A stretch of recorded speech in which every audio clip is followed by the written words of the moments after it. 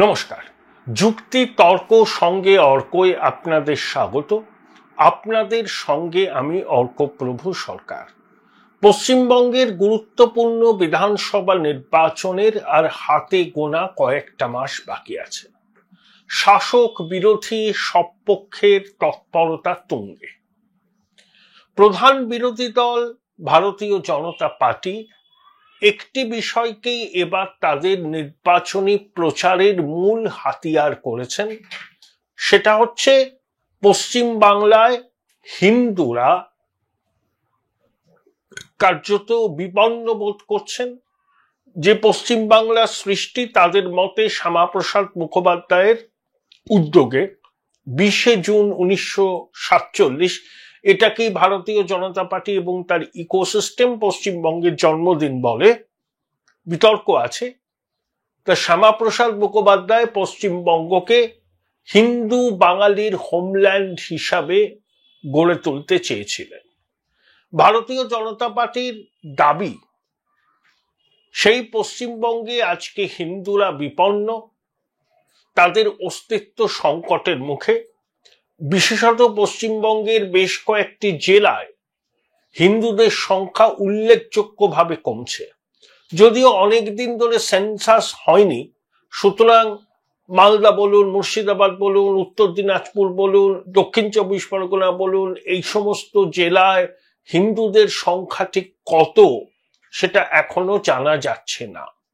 যদিও মুর্শিদাবাদ বলুন, মালদা বলুন, এই জায়গায় ধর্মীয় সংখ্যালঘুরা বিশেষ করে মুসলমানরা সংখ্যাগরিষ্ঠ, এবং দক্ষিণ চব্বিশ পরগনাতেও তাদের সংখ্যা যথেষ্ট বেশি, উত্তর চব্বিশ পরগনাতেও মুসলমানদের সংখ্যা অনেক বেশি, নদিয়াতেও তাদের সংখ্যা যথেষ্ট বেশি। কিন্তু নদিয়া, উত্তর এবং দক্ষিণ চব্বিশ পরগনায় হিন্দু মুসলমান জনসংখ্যার আনুপাতিক হার ঠিক কতটা এই মুহূর্তে আমার কাছে তথ্য নেই। যখন সেন্সাস হবে তখন সেই তথ্য আমরা জানতে পারবো। যদিও মমতা বন্দ্যোপাধ্যায় দাবি করেন যে এই রাজ্যের 1/3 মানুষ মুসলমান ধর্মাবলম্বী। বিজেপির দাবি বিভিন্ন জেলায় যেভাবে মুসলমান জনগোষ্ঠীর মানুষের সংখ্যা বাড়ছে, তাতে আগামী দিনে হিন্দু মুসলমান জনসংখ্যার অনুপাত কাছাকাছি চলে আসতে পারে। এটা তাদের আশঙ্কা এবং এটাকেই তারা প্রচারের হাতিয়ার করছে যে হিন্দু খতরে মে হ্যায়। মুর্শিদাবাদের ঘটনা তাদের এই প্রচারকে একটা বাড়তি অক্সিজেন দিয়েছে। দেখুন, 2024 সালের অগাস্ট মাস থেকে 2025 সালের এপ্রিল মাস পর্যন্ত অনেকগুলো ঘটনা ঘটেছে। তার মধ্যে সব থেকে উল্লেখযোগ্য যে দুটো ঘটনা, সেটি হলো আমাদের পড়শি বাংলাদেশে 2024 সালের 5ই অগাস্ট শেখ হাসিনার ক্ষমতা হারানো অভ্যুত্থানের মাধ্যমে। তারপর সেখানে যে সরকার এসেছে সেই সরকার ঘোষিতভাবে ভারত বিরোধী এবং প্রো পাকিস্তান। সেই সরকারের সমর্থ করছে জামাতে ইসলামী এবং অন্যান্য র্যাডিক্যাল মুসলিম গোষ্ঠী। এবং বাংলাদেশে 2024 জুলাই অগাস্ট মাস থেকে লাগাতার হিন্দু নির্যাতনের ঘটনা ঘটছে। সেটা কখনো চট্টগ্রামের হাজারীগড়িতে হোক, কখনো বাংলাদেশের দিনাজপুরে হিন্দু নেতাকে খুন করা হোক, কখনো চিন্ময় প্রভুর বিনা বিচারে জেলে আটকে থাকা হোক, সনাতনীদের উপাসনা স্থলকে অপবিত্র করা হোক, সনাতনী মাতৃশক্তির সম্ভ্রম হানি হোক, এরকম অসংখ্য ঘটনা আছে। বহু সনাতনী নেতার বিরুদ্ধে খুনের মিথ্যা মামলা রুজু করা হয়েছে। তারা গা ঢাকা দিয়ে আছেন, আইনজীবীদের মাধ্যমে তারা আদালতে সওয়াল করছেন। বিজেপি এই রাজ্যে সদস্য সংগ্রহ অভিযান শুরু করেছিল।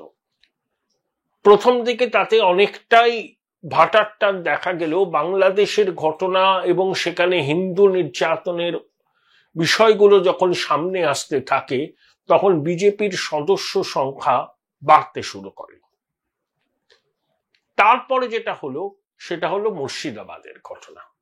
মুর্শিদাবাদে যে ঘটনা ঘটেছে বিজেপির দাবি পরিকল্পিতভাবে সেখানে বেছে বেছে সনাতনীদের নিশানা করা হয়েছে এবং সনাতনীরা মুর্শিদাবাদ ছেড়ে নদী পার হয়ে মালদার কালিয়াচকের ৩ নম্বর ব্লকের একটা স্কুলে আশ্রয় শিবিরে ছিলেন। তারা অনেকেই ফিরে এসছেন, কিন্তু এখনো তাদের আতঙ্ক কিন্তু কাটেনি। বাবা ছেলে দুজনেই সনাতনী, তাদেরকে নির্মমভাবে খুন করা হয়েছে এবং তাদের লাশ পড়েছিল রাস্তায়। সেই পরিবারের অভিযোগ, পুলিশকে বারবার বলা সত্ত্বেও পুলিশ কিন্তু ঘটনাস্থলে সময় মতো আসেনি। যদি ঘটনাস্থলে তারা সময় মতো আসতো তাহলে প্রাণ রক্ষা করা যেত, এই দাবি। National human rights commission, national women's commission visit করে গেছেন। ন্যাশনাল উইমেন কমিশন জানিয়েছেন যে ওখানে আইনের শাসন বলে কিছু আর অবশিষ্ট নাকি নেই। পুলিশ প্রশাসন পরিস্থিতি সামাল দিতে ব্যর্থ এবং কেন্দ্রীয় বাহিনীর ক্যাম্প বা বিএসএফ এর ক্যাম্প মোতায়েনের দাবি উঠছে।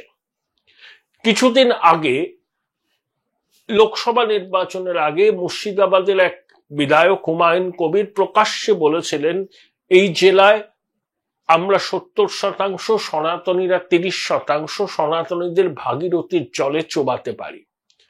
তার এই উস্কানিমূলক মন্তব্যের পর তার বিরুদ্ধে কোনো কার্যকরী পদক্ষেপ প্রশাসন নিয়েছে বলে আমার অন্তত জানা নেই।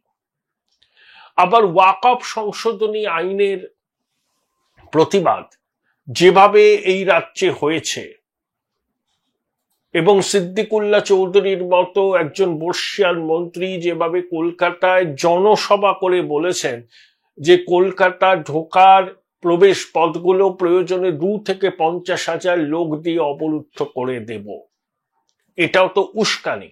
কিন্তু তা সত্ত্বেও রাজ্য প্রশাসনের তরফ থেকে সিদ্দিকুল্লাহ চৌধুরীর বিরুদ্ধে কোনো ব্যবস্থা নেওয়া হয়নি। প্রধান বিরোধী দল বলছে এর থেকে প্রমাণিত হয় যে এই রাজ্যের সরকার সংখ্যালঘু তোষণে ব্যস্ত। দেখুন, আমরা যাদেরকে ধর্মনিরপেক্ষ বলে এতদিন জানতাম, আমার তো তাদের প্রতি মোহভঙ্গ এবং বিশ্বাসভঙ্গ দুটোই হয়েছে। তারা ধর্মনিরপেক্ষ বলে দাবি করেন এবং সংখ্যালঘুদের সাম্প্রদায়িকতা নিয়ে অদ্ভুত রকম নীরবতা পালন করেন। প্রয়োজন হলো এখন পজিটিভ সেকুলারিজম, যে সেকুলারিজম সংখ্যালঘুর সাম্প্রদায়িকতা বা সংখ্যাগুরু সম্প্রদায়ের ফ্রিঞ্জ এলিমেন্টদের সাম্প্রদায়িকতা সবকিছুর বিরুদ্ধে সরব হবেন। তাহলেই বুঝবো তারা প্রকৃত ধর্ম নিরপেক্ষ। কিন্তু অদ্ভুতভাবে লক্ষ্য করি, শুধু পশ্চিমবঙ্গে নয়, ভারতবর্ষে যারা নিজেদের সেকুলার লিবারেল বলে দাবি করেন তারা ধর্মীয় সংখ্যালঘুদের সাম্প্রদায়িকতা নিয়ে আশ্চর্য রকম ভাবে নীরব। বিগত 7-8 বছর ধরে পশ্চিমবঙ্গে চলছে প্রতিদ্বন্দ্বিতামূলক সাম্প্রদায়িকতা এবং 2026-এর নির্বাচন হবে সম্পূর্ণরূপে ধর্মীয় মেরুকরণের ভিত্তিতে। 2021 সালের বিধানসভা নির্বাচনে মমতা বন্দ্যোপাধ্যায় 100টার মধ্যে 91টা মুসলমান ভোট পেয়েছিলেন। বিজেপি পেয়েছিল হিন্দু ভোটের 55%। মুসলমান ভোটের পুরোটা মমতা বন্দ্যোপাধ্যায়ের ঝুলিতে যাওয়ায় মালদা, মুর্শিদাবাদ প্রভৃতি জেলা, উত্তর দিনাজপুর প্রভৃতি জেলা, যেখানে একসময় কংগ্রেসের যথেষ্ট প্রভাব প্রতিপত্তি ছিল, বাম কংগ্রেস জোট করে লড়লেও সেখানে খাতা খুলতে তারা পারেনি। সিএ এর বিরুদ্ধে সংখ্যালঘুদের পথে নামা, মমতা বন্দ্যোপাধ্যায় নিজেকে সংখ্যালঘুদের রক্ষাকর্ত্রী হিসাবে তুলে ধরা, এটা সংখ্যালঘু মননে মমতা বন্দ্যোপাধ্যায়ের প্রতি একটা বিশ্বাস জন্মাতে সাহায্য করেছিল এবং সেই জন্য তারা দুহাত উপর করে মমতা বন্দ্যোপাধ্যায় এবং তৃণমূল কংগ্রেসকে ভোট দিয়েছিল। তারপর একটা ঘটনা ঘটলো, সেটা অনেকে আশা করেছিলেন বোধহয় মুসলমানদের মধ্যে তৃণমূল সম্পর্কে মোহভঙ্গ হচ্ছে, সেটা সাগরদিঘির বাই ইলেকশন, যেখানে বাম কংগ্রেসের জোট প্রার্থী বায়রন বিশ্বাস তৃণমূলের প্রার্থীকে 20,000-এর বেশি ভোটে হারিয়েছিলেন। সাগরদিঘির ফলাফল মমতা বন্দ্যোপাধ্যায়ের কাছে কিন্তু অশনি সংকেত ছিল। তারপর এলো দেখুন 2024-এর লোকসভা নির্বাচন। লোকসভা নির্বাচনে দক্ষিণবঙ্গে তৃণমূল একচেটিয়া আসন পেলেও মালদা, উত্তর দিনাজপুরে খাতা খুলতে পারেনি, বরঞ্চ কংগ্রেস একটা আসন পেল মালদায়। মুর্শিদাবাদ জেলার 3টে আসনে তৃণমূল জিতলেও বাম কংগ্রেস জোট যথেষ্ট ভালো ভোট পেয়েছিলেন। অধীর চৌধুরী হেরেছিলেন ঠিকই, কিন্তু অধীর চৌধুরী হারের পিছনে ছিল বহরমপুর শহরের হিন্দুদের বিজেপির প্রার্থী ডক্টর নির্মল সাহাকে বিপুল সমর্থন। সেটাই অধীর চৌধুরীকে নির্বাচনে পরাজয়ের মুখোমুখি দাঁড় করিয়েছিল। তাহলে মালদা, উত্তর দিনাজপুর, মুর্শিদাবাদের একটা অংশে ধর্মীয় সংখ্যালঘু মানে মুসলমানদের ভোট তৃণমূল একচেটিয়া পায়নি। পঞ্চায়েত নির্বাচনেও মুর্শিদাবাদ, মালদায় যথেষ্ট লড়াই দিয়েছিল বাম কংগ্রেস এবং বিজেপিও। মমতা বন্দ্যোপাধ্যায় এটা জানেন। তিনি জানেন যে হিন্দু ভোটের মেরুকরণ এবার একটা চূড়ান্ত চেহারা নেবে। একে বাংলাদেশ, তারপর মুর্শিদাবাদ এবং সর্বশেষ হচ্ছে পেহেলগামে জঙ্গি হামলা। এবং পেহেলগামে যেভাবে ধর্মীয় পরিচয় যাচাই করে জঙ্গিরা হত্যালীলা চালিয়েছে, তাতে কিন্তু সারা দেশ জুড়ে একটা হিন্দু কনসলিডেশন হয়েছে। এবং পশ্চিমবঙ্গেও হিন্দু কনসলিডেশন পেহেলগামের ঘটনার পর অন্তত 2-3% বেড়েছে। দেখুন, বিজেপি এবং তৃণমূলের মধ্যে ভোট শতাংশের বিচারে পার্থক্য হচ্ছে 6-7%। তৃণমূল মুসলমান ভোট প্লাস বেনিফিশিয়ারি নিয়ে 46%। বিজেপি মুসলমান ভোট পায় না, তারা 39% ভোট পেয়েছে। সেই ভোট পুরোটাই কিন্তু হিন্দু ভোট।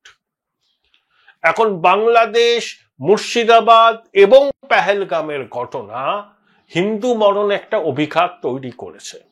যেভাবে মানুষ বলছেন, যারা পৈতৃক প্রাণটা হাতে নিয়ে ফিরেছেন, কারুর স্বামী মারা গেছেন, চোখের সামনে গুলি করে মারা হয়েছে, তারা বলছেন যে হিন্দু পরিচয় জেনেই খুন করা হয়েছে। এর মধ্যে বাঙালিও আছেন, তারা বলছেন, সবাই দেখছেন সংবাদ মাধ্যমে, টিভি চ্যানেলে, সমাজ মাধ্যমে, তাতে কিন্তু হিন্দু মনন আন্দোলিত হয়েছে। বিজেপির সমর্থক হিন্দুরা শুধু নয়, তৃণমূল কংগ্রেসকেও হিন্দুদের যে অংশ সমর্থন করে, বাম কংগ্রেসকে যে হিন্দুরা ভোট দেয়, তাদের একটা বড় অংশ এবার কিন্তু বিজেপির ছাতার তলায় জড়ো হবেন। তারা বিজেপিকে ভালোবেসে ভোট দেবেন না, শুনে রাখুন। তারা মনে করছেন বিজেপি খারাপ ভালো যাই হোক না কেন, একটা বিষয়ে খুব অকপট, সেটা হচ্ছে হিন্দুদের স্বার্থ রক্ষা তাদের কাছে প্রায়োরিটি।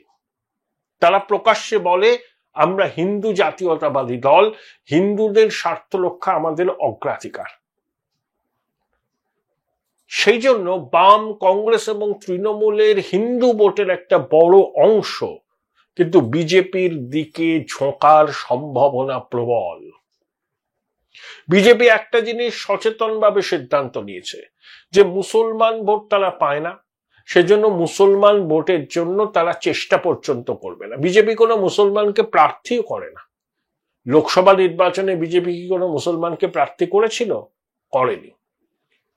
পশ্চিমবঙ্গে 2021-এ 2-1জনকে বিজেপি প্রার্থী করেছিল। সিপিএম থেকে যে ভদ্রমহিলা এসেছিলেন তাকে প্রার্থী করেছিল, এরকম, মানে নামটা তার ভুলে গেলাম। কিন্তু 98% হিন্দু প্রার্থী বিজেপি, এবং সেটা এবার 100% দাঁড়াবে। এবং বিজেপি জানে এবং তাদের সচেতন রণকৌশল যে আমাদের মুসলমান ভোট নিয়ে ঝাঁপিয়ে লাভ নেই, ব্যর্থ মনোরথ হয়ে ফিরতে হবে। তার জন্য হিন্দু ভোটকে আমাদের কনসলিডেট করতে হবে, যতটা সম্ভব হিন্দু ভোটের মেরুকরণ করা যায় বিজেপি মনে করছে তাতে তাদের সুবিধা। বিজেপি 55 থেকে 56% হিন্দু ভোট পায়। বাংলাদেশ, মুর্শিদাবাদ, পেহেলগামের ঘটনা যদি আপনি এক সুতোয় বাঁধেন, বিজেপি যে প্রচার করছে বাংলাদেশে হিন্দুরা আক্রান্ত, মুর্শিদাবাদে আক্রান্ত, আর পেহেলগামে ধর্মীয় পরিচয় জেনে বেছে বেছে হিন্দুদের খুন করা হয়েছে।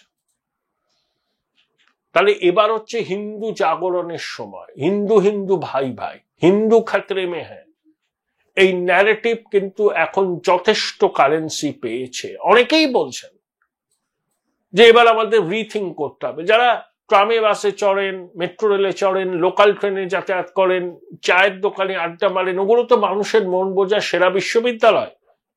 একবার কান পেতে শুনলেই বুঝতে পারবেন যে হিন্দু বরণে বিপুল ক্ষোভ তৈরি হয়েছে। দেখুন, তৃণমূল সরকারের বিরুদ্ধে প্রতিষ্ঠান বিরোধিতার হাওয়া তো আছে, এবং মুসলিম তোষণের অভিযোগ যে বিজেপি করে, সেই অভিযোগ কিন্তু মানুষ অনেকটাই গ্রহণ করেছে, এটা নিয়ে কোনো সন্দেহ নেই। তৃণমূল বলে আমরা এত সামাজিক কর্মসূচি নিয়েছি, জন্ম থেকে মৃত্যু পর্যন্ত মানুষ সামাজিক কর্মসূচির সুবিধা পায়। ঠিক তো, এই বেনিফিশিয়ারি তো আছে, সেই জন্যই তো তারা 46%। কিন্তু লক্ষ্মীর ভান্ডারের সুফল কিন্তু বারবারে পাওয়া যাবে না। মানুষ জানে যে তৃণমূল লক্ষ্মীর ভান্ডার দেবে, হয়তো যে একটা বাজেট করবে বিধানসভা নির্বাচনের আগে, ইন্টারিম বাজেট, সেখানে লক্ষ্মীর ভান্ডারের টাকা বাড়ানোর কথা হয়তো থাকবে। অনেকে এক্সপেক্ট করেছিলেন যে 2025-এর পূর্ণাঙ্গ বাজেটে মমতা বন্দ্যোপাধ্যায় সরকার লক্ষ্মীর ভান্ডারে টাকা বাড়ানোর সিদ্ধান্ত জানাবেন। কিন্তু দেখুন, 26-এ ভোট, 1 বছর আগে থেকে বাড়তি টাকার ঘোষণা করলে সরকারের উপর চাপ বাড়ত। কিন্তু বিধানসভা নির্বাচনের আগে যে অন্তর্বর্তী বাজেট হবে, আমি নিশ্চিত সেখানে লক্ষ্মীর ভান্ডারের অনুদান রাজ্য সরকার বাড়াবে।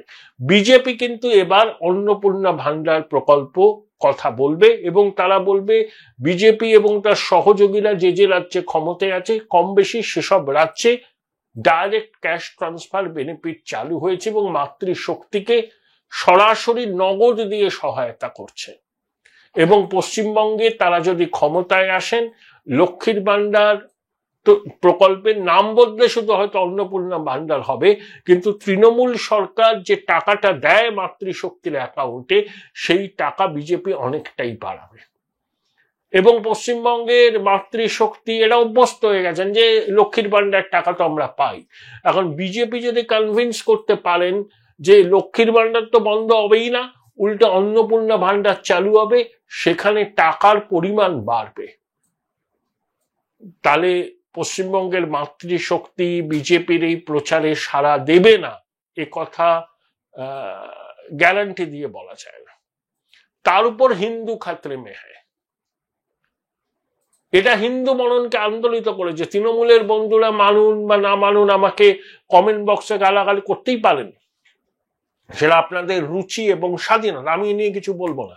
কিন্তু বাস্তব হলো এই যে হিন্দুরা এক হচ্ছেন, এবং পেহেলগামে বেছে বেছে হিন্দু পর্যটকদের খুন করা হিন্দুদের মধ্যে কার্যত একটা আলোড়ন তৈরি করেছে। পশ্চিমবঙ্গ ব্যতিক্রম নয়।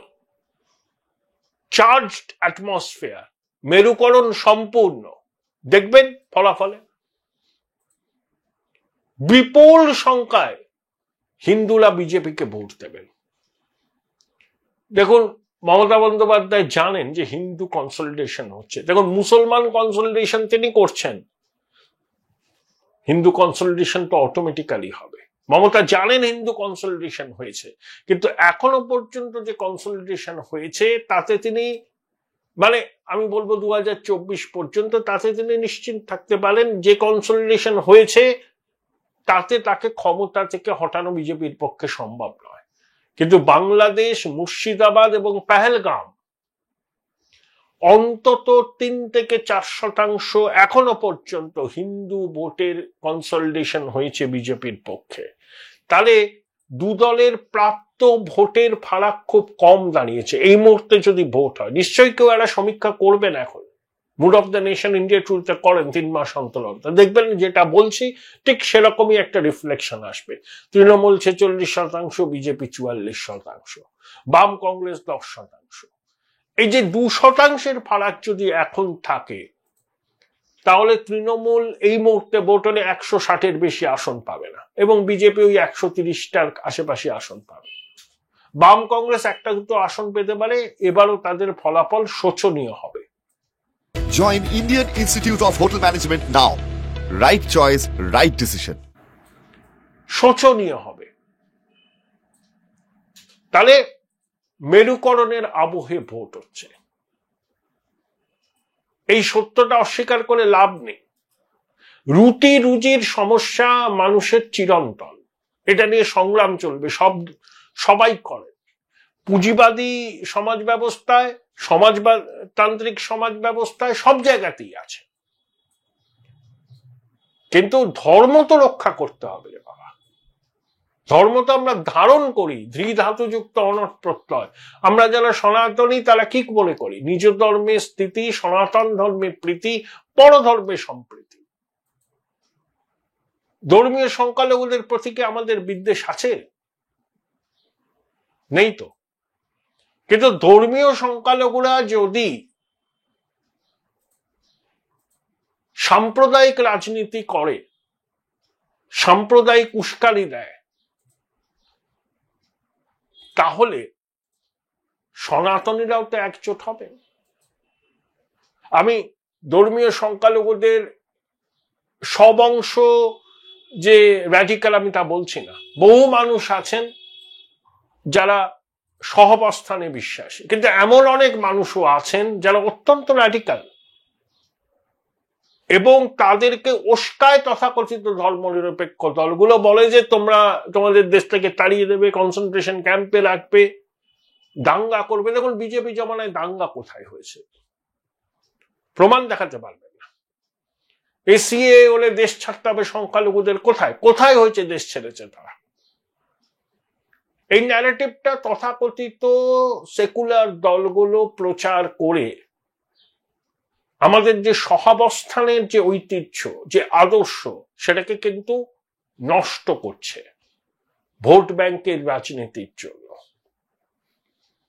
এবং বাংলাদেশ বলুন, পাকিস্তান বলুন, অন্যান্য জায়গায় র্যাডিক্যাল ইসলামের আস্ফালন, খিলাফত প্রতিষ্ঠার দাবিতে পথে নামা, মার্চ ফর খিলাফত, বাংলাদেশের তৌহিদি জনতার ধর্মান্ধতা, তার প্রভাব তো এখানকার মুসলমানদের একটা অংশের মধ্যে পড়েছে।